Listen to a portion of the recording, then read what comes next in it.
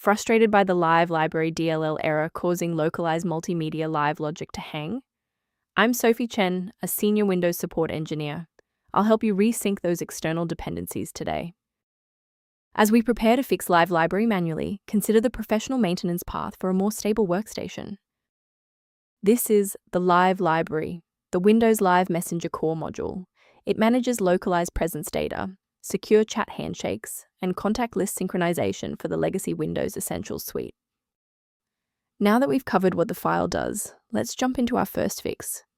Since Live Library DLL is an embedded part of the localized multimedia/live logic architecture, you should perform a clean reinstall of the application that triggered the message to ensure all proprietary components are restored to their proper paths. If no luck was had with the redistributable package, we will escalate the fix by performing a targeted reset of the system state. A system reboot is a reliable way to clear away zombie processes that might be interfering with Live Library. It's a low-impact step that ensures your operating system is starting with a synchronized environment. Before you restart, please bookmark this video or click the like button so that it's waiting for you in your library for the next step. Restarting is our first line of defense. Since that didn't clear it, we'll dive into more specific settings in step 3, and if you need to pause the video to catch up, go right ahead. If you're still seeing that runtime message post-restart, it's time to reinstall the shared library components.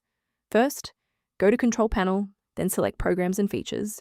Second, find every Microsoft Visual C++ redistributable, 2005 through 2022.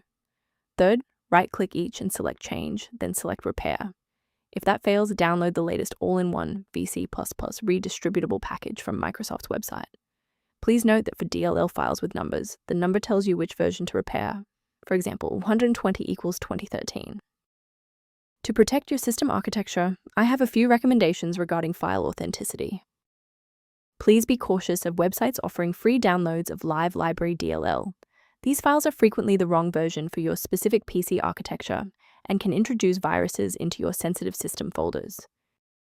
Beyond manual troubleshooting, many users find that a system-wide diagnostic scan provides a more complete picture of their environment.